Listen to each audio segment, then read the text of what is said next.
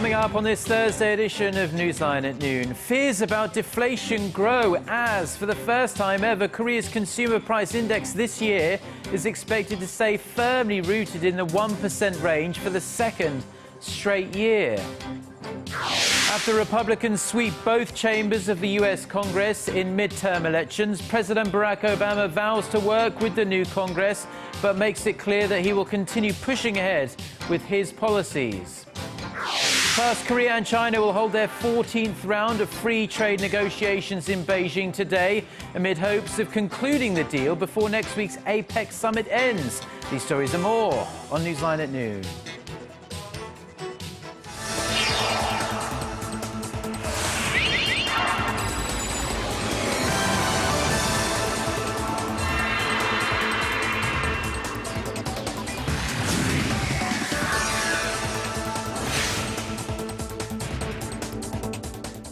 It's noon Thursday, November 6th here in Korea. Thanks for tuning in. Live from Seoul, I'm Eoh Jin-joo. It's very good to have you with us. I'm Mark Broom, and we start with the latest concerns about the Korean economy. And while it's still not nearly as bad as the situation in Japan, and growth is still fairly steady compared to much of the world, fears are growing that Korea could be slipping into a long-term economic slump. Right. Some analysts have even suggested deflation may be settling in. Kim Ji-yeon reports.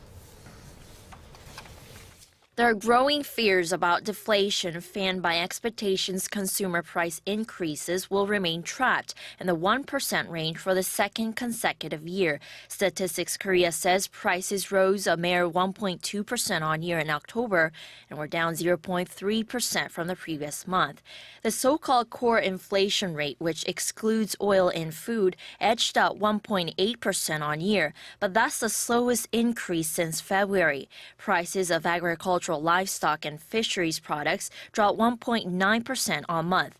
At this level, some analysts worry the situation in Korea will reflect what happened in Japan in the early 1990s when Japan found itself in a long-term economic slump. Unlike Japan in the 1990s, Korea is recording positive growth, but there is certainly a risk of deflation if low consumer prices continue for several years. We expect consumer prices to pick up next year. However, the low price trend will likely continue as global growth measures are focused on the service sector and on consumer products rather than on manufacturing. The consumer price increase in Korea was lower than Japan's in September by 2 percentage points, the widest margin ever recorded. Kim Ji-yeon, Arirang News. There are growing expectations the Japanese yen will weaken further against the U.S. dollar next year after the Bank of Japan last week surprised markets by expanding its monthly asset purchases to boost its economy. Analysts at J.P. Morgan forecast the dollar would rise to 120 yen from its current level of about 112 by the third quarter of next year, and the same was projected by Credit Suisse and Canada's National Bank Financial as well. The Korean government, meanwhile, is known to be seeking ways to block Japan from extending its quantitative easing program through international cooperation, something Seoul attempted last year, but to no avail. Korea and China are nearing the end of free trade negotiations. The trade ministers from each country will lead a 14th round of talks in Beijing starting today, with the goal of coming to terms of a final agreement sometime during the APEC summit, where the two leaders of the two countries will meet. Shin Se-min reports. Korea and China will meet for a 14th round of FTA talks in Beijing on this Thursday, where they hope to hammer out the final details of their bilateral trade pact. Unlike in previous negotiations where vice ministers attended, Korean Trade Minister Yoon Sang-jik and his Chinese counterpart Gao Hu-cheng will be leading these talks. They hope to come to terms on an agreement before President Park Geun-hye and Xi Jinping meet next week during the Asia-Pacific Economic Cooperation Summit in Beijing. According to Seoul's Trade Ministry, the two sides will be discussing all 22 chapters of the Free Trade Pact, 16 of which have been or are close to being settled. Yet differences remain on the opening China's manufacturing sector to Korean imports and imports of Chinese agricultural produce to Korea. Korean automakers and farmers will be paying close attention to details from the meetings, as both are concerned about their bottom lines being affected by an influx of goods made in China. Free trade negotiations between Seoul and Beijing began in May of 2012. During summit talks in July, President Park Geun-hye and Xi Jinping agreed to conclude the FTA negotiations before the year ends. China is Korea's leading trade partner, with bilateral trade last year reaching nearly $230 billion. Shin Se-min, Arirang News. So as we talked about, leaders and top officials from 21 Asia-Pacific countries kicked off the week-long annual APEC event in Beijing on Wednesday, opening first with the senior officials meeting. The gathering includes diverse forums and sideline talks, but the highlight will be the official summit, where leaders such as Korean President Park Geun-hye, U.S. President Barack Obama, Japanese Prime Minister Shinzo Abe, and Russian President Vladimir Putin will discuss ways to enhance economic growth in the region. Now, in this year's summit, one of the top agenda items is the creation of a free trade zone known as the Free Trade Area of the Asia-Pacific that will be led by China. This is seen by many experts as a move by Beijing to lead the trade order in the region by setting up a trade deal that can counter the U.S.-led Trans-Pacific Partnership. Now, back here in Korea, and the battle over next year's budget has begun at the National Assembly. Lawmakers began hashing out the details of the government's spending at a committee meeting earlier today, and they hope to reach an agreement by the legal deadline, which has been set at December 2nd. Our Ji Myung-gil reports. At the Parliamentary Budget Committee on Thursday, the $346 billion set aside for next year's budget was divvied up.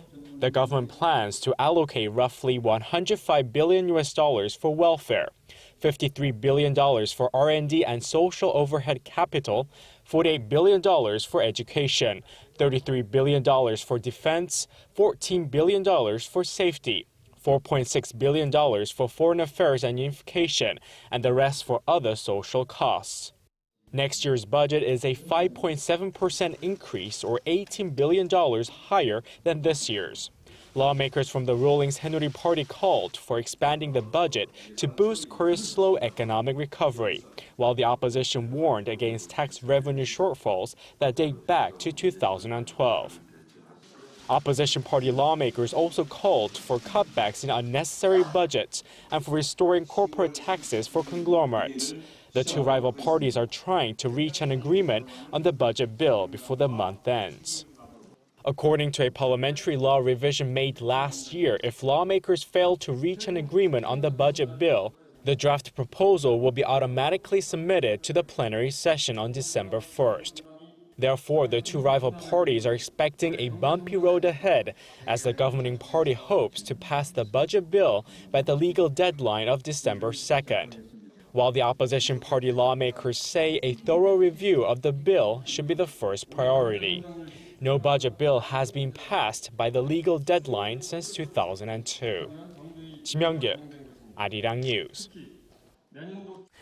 Now, U.S. President Barack Obama has a major political headache after his Democratic Party lost big to the Republicans in Tuesday's midterm elections. The Republicans grabbed control of the Senate and they shored up their majority in the lower house as well.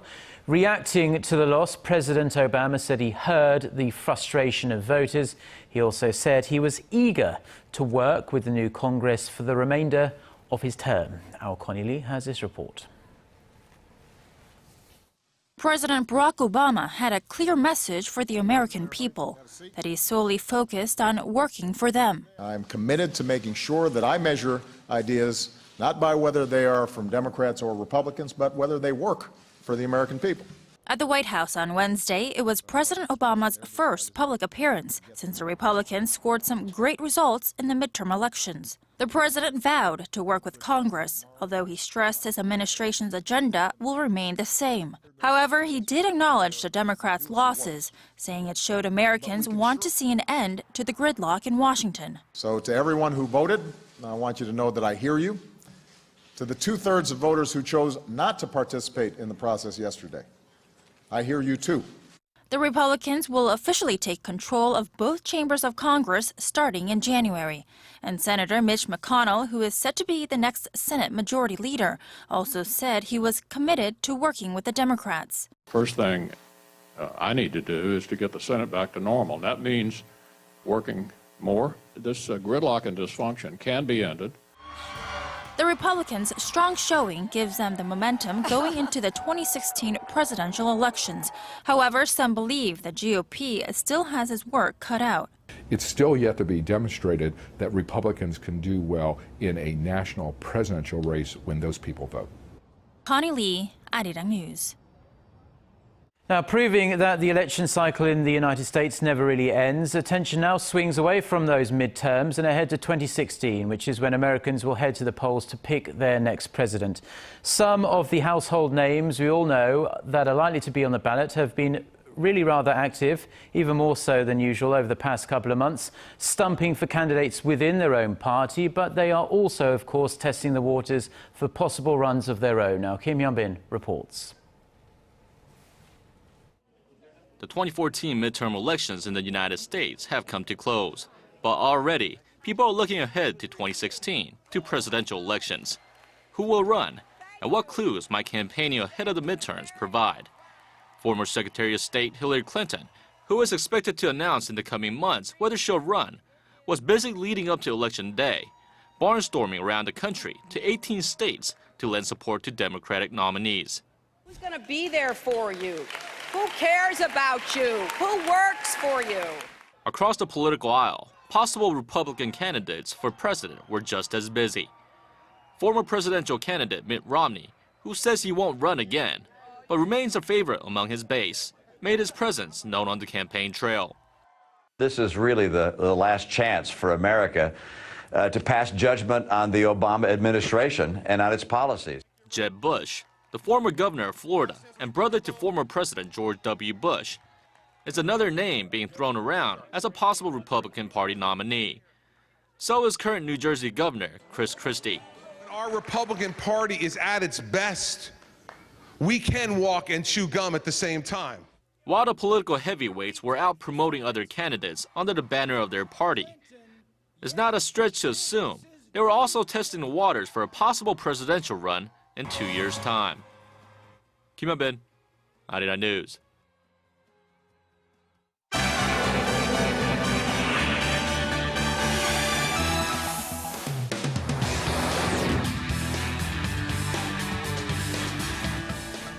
Let's now get a check on some of the other global headlines we're following this hour. For that, we turn to our Eunice Kim standing by at the News Center. Eunice, the Spanish nursing assistant who became the first person to contract Ebola outside of West Africa, she is now being discharged. She was in hospital for more than a month receiving treatment. Right. It was an emotional day for her, her loved ones, as well as her colleagues at Carlos III, as Teresa Romero finally walked out to freedom after falling ill to Ebola, presumably from the 2 infected priests she had helped treat. The 44-year-old had been kept at the Madrid hospital for follow-up care for about 2 weeks after being declared Ebola-free. In a press conference, she expressed her gratitude and said it was memories of family and her husband that had kept her going. She added she still did not know what exactly had led to her catching the disease. Meanwhile, figures from the Africa Governance Initiative shows that infection rates in Sierra Leone spiked 9-fold to a daily average of 12 new Ebola cases late last month from 1.3 cases seen at the start of September. In the U.S., President Barack Obama has asked Congress for $6.2 billion to fight Ebola at home and abroad. Tensions in Jerusalem have turned deadly once again after a Palestinian identified as a Hamas member rammed a van into pedestrians. Officials say 13 people were injured and a policeman killed in that attack in East Jerusalem. The driver was shot dead by police. The area had seen a similar attack 2 weeks ago that killed a baby and an Ecuadorian woman. Later on Wednesday, Israeli police say another Palestinian motorist injured 3 soldiers officers when he drove into them near a Palestinian refugee camp in the West Bank. Meanwhile, Jordan has called back its ambassador to Israel, citing an unprecedented Israeli escalation at the holy compound of Al-Haram al-Sharif, also known as Temple Mount by Jews. The central bank in Russia is dialing back its support for the struggling ruble. The Bank of Russia said Wednesday that it will only spend $350 million a day to support the country's currency when it falls past its lower trading ban, putting an end to its unlimited interventions. Financial authorities have been propping up the ruble to the tune of billions of dollars per day. Last month alone, $30 billion was diverted for that purpose. The announcement is seen as a step toward plans to allow the ruble to trade freely by next year.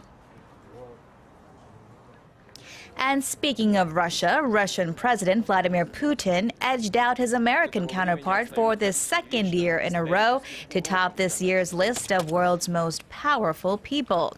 Forbes editors made their selections of figures who rule the world based on factors such as scope of impact, financial resources, and use of power. U.S. President Barack Obama and Chinese leader Xi Jinping rounded out the top three, while Korea's President Park Geun-hye moved up 6 places from last year at 46th, 3 slots ahead of North Korean leader Kim Jong-un. Samsung Group Chairman Lee Gun-hee and his son Lee Jae-yong also made a presence at 35th place.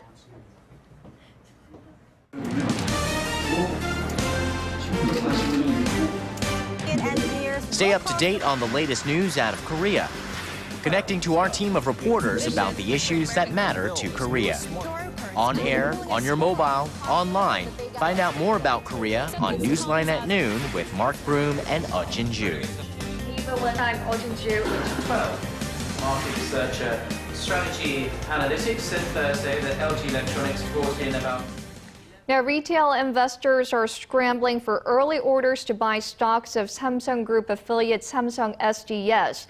And the public offering of the company is seen as a crucial step for the owner family of Samsung to tighten its control over the group. Our Kwon So-ha reports. 20-1 was the subscription competition rate on the first day of a 2-day period for early investing into Samsung SDS, one of Samsung Group's key subsidiaries. This as the IT services company is ready to make its debut on the country's stock exchange next week. Korea Investment and Securities says a total of nearly 1.2 million shares are up for bidding. Such is the investor fervor that pundits believe competition could exceed 100-1 on Thursday. With an initial public offering set at around $175, the IPO deal is said to be the largest listing in the second half of this year. Retail investors can place orders for just 1/5 of the shares to be sold on Korea's exchange. The fierce competition has already crushed the hopes of many investors hoping to add the shares to their portfolios. I'll apply for 200 shares because I don't have a lot of money. If the competition rate is 200-1, that means I have a chance of getting just 1 share. Established in 1985, Samsung SDS provides technology, consulting, and outsourcing services. The KRX approved the public offering last month. This IPO comes amid huge structural changes that have been taking place within Samsung Group since Samsung Electronics chairman Lee Gun-hee had a massive heart attack in May. Samsung SDS should help the Samsung leaders pay off inheritance taxes. In fact, the heir apparent Lee Jae-yong holds an 11% stake in the company. His sisters Lee Bu-jin and Lee So-hyun both have nearly 4%.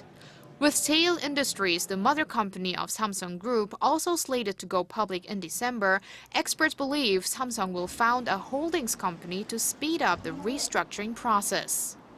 Kwon So-ha, Arirang News. The Chinese ambassador to the United States has criticized Washington and Western countries for trying to take North Korea's human rights issue to The Hague. In a recent interview with Foreign Policy, Ambassador Sri Tian Kai said other countries, including the U.S. and China, shouldn't interfere with North Korea's domestic affairs. The Chinese diplomat went on to say that the matter should be dealt with solely by the people of North Korea, and efforts by the West wouldn't be helpful or constructive in any way.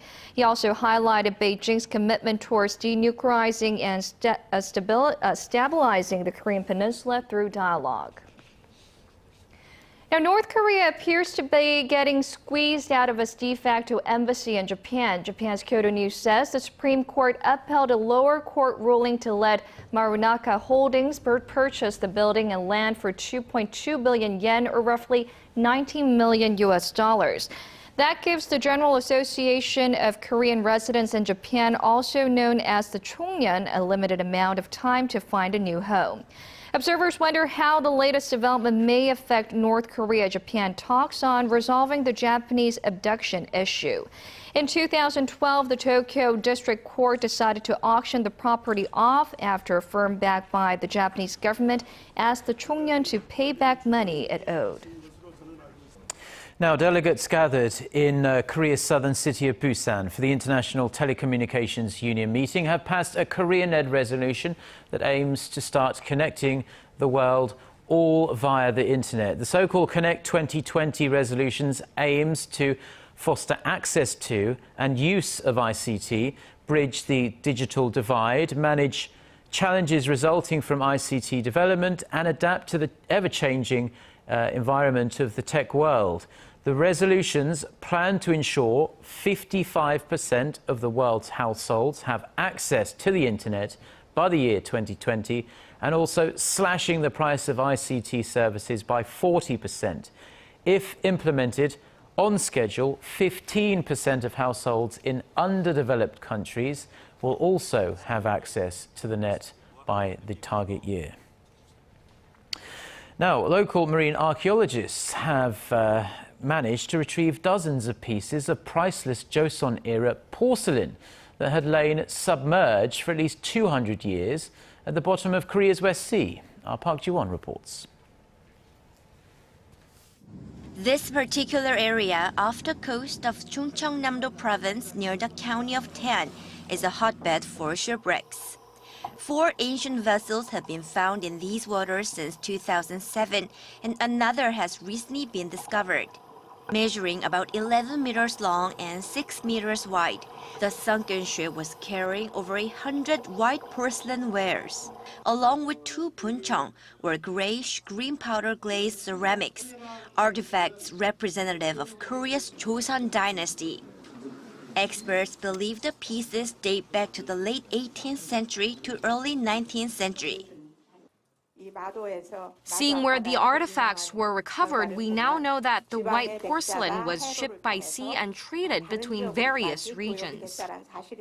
This is the first shipwreck from the Joseon dynasty to be discovered in Korean waters. A dozen ancient shipwrecks found previously dated back to earlier periods, mostly from the Goryeo dynasty, which lasted from the early 10th to late 14th century. Park Ji-won, Arirang News.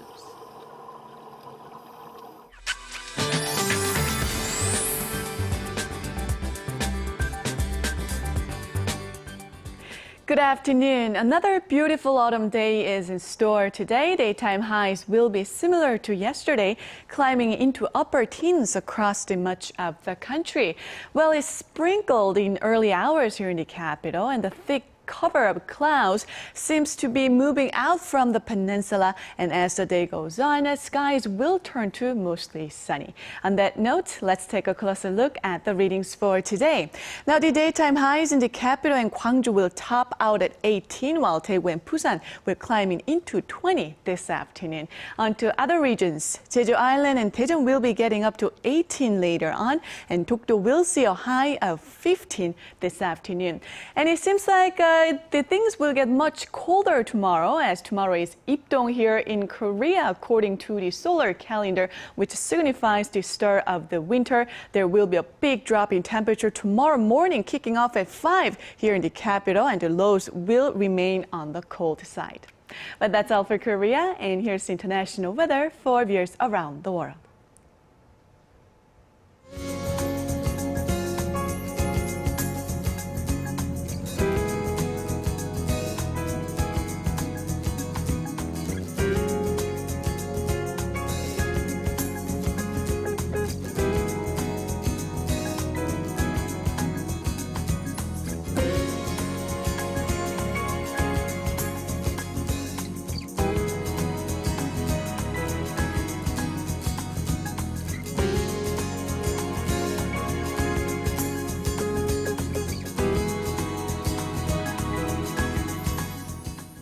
And that wraps up our Thursday edition of Newsline at Noon. Jin-joo and I will be back at the same time on Friday. Until then, goodbye.